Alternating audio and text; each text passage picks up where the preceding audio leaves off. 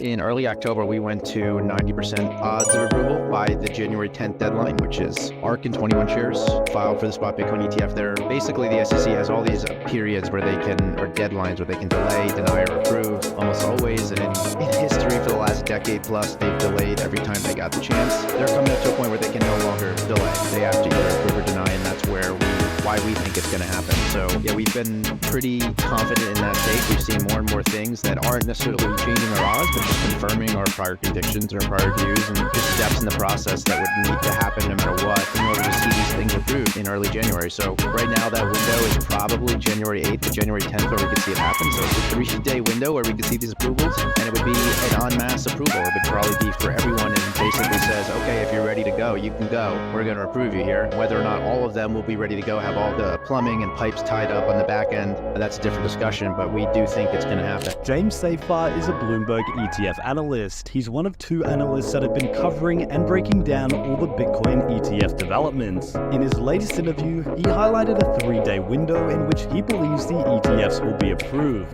First off, Safar reconfirmed his 90% odds of approval by January 10th. As to what dates he's looking for approval, January 8th, January 9th, and January 10th, a 3-day window in which he believes all 12 spot Bitcoin ETFs will be approved. 사이파트가 이더리움의 승인. 날짜를 끝까지 놓치지 마세요.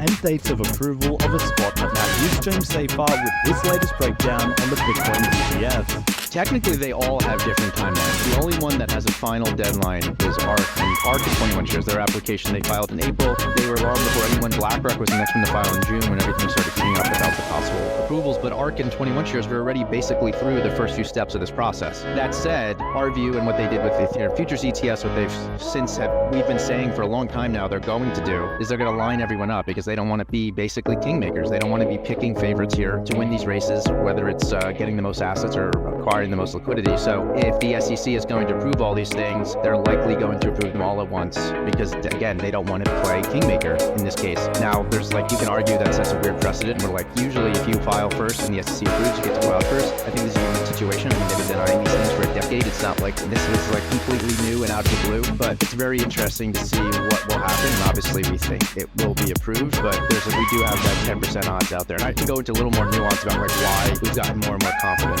We've heard rumblings from different people, from people involved in this process, people who know other people involved in this process. You kind of have to we have sources that are very reliable, some sources that we don't know how reliable they can be. But when you're hearing the similar things from a bunch of different people, coming from different angles, which you've been hearing for over a year. And then we also saw the ETH futures ETF, which they all got approval. There was a lot of talk about the SEC's trying to line them all up, and there was a lot of moves by different players. Valkyrie specifically, some other issuers were trying to jump the line and get out first, which really smart, savvy plays from my point of view. But the SEC just basically did everything they possibly could to make sure everyone was going out on the same day and didn't let anyone do it. So the fact that they were willing to go to those lengths to make sure that not one person got a head start on everyone else shows to us that that's likely what they're going to do here with Spot if they indeed are going to approve it. So obviously when BlackRock filed, that was a key indication that they're the largest asset man in the world. They are not going to be doing this if they think there's I said this last time I was on, right? Even if they thought it might not have been quite 50% or something like that, they have to think there's some significant odds of getting this through, right? The other side of this is the Grayscale lawsuit. That really tripped things up. And that was one of the reasons why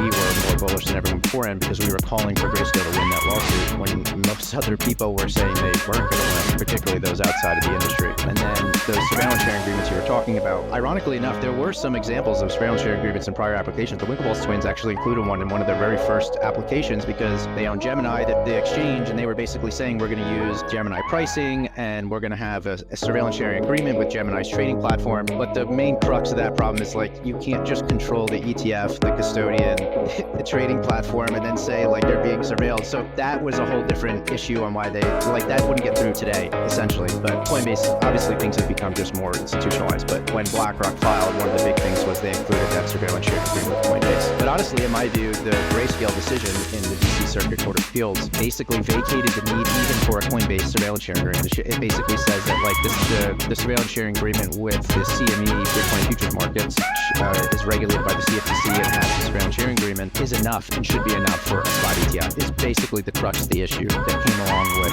the grayscale decision. So we have all those things that made us more and more confident. And then at the end of September, we saw a lot of delays. Like I talked about all those dates. And people were like, oh, that's it. They're going really early. But we were really like at the cusp of like going into a federal government shutdown. And then people were trying to get things out the door. But after that, shortly after that, I think it was October 8th or 9th, we started hearing rumors that there was comments coming back on what's called the S1s, the prospectuses. So all these dates and things I'm usually talking about are via this 19B4 process, which is like the exchanges and these issuers file for a rule change to like list something on their exchange. In this case, spot Bitcoin ETF. And the SEC has to say, okay, we're going to allow this rule change so you can do this. There's two things that need to happen for an ETF to be approved. In history, in the last decade plus, they never did anything besides delay, and then deny in that 19B4 process. There was nothing else that ever happened. Nothing really ever happened with that S1 side of things. So that 19B4 process is with one division of the SEC called the Division of Trading Markets. The prospectus has to get sign off from another division called the Division of Corporate Finance. No spot Bitcoin filing has ever had any comments from the corporate division of corporate finance as far as we have been aware historically. So when we saw that, that was a huge pattern break for us,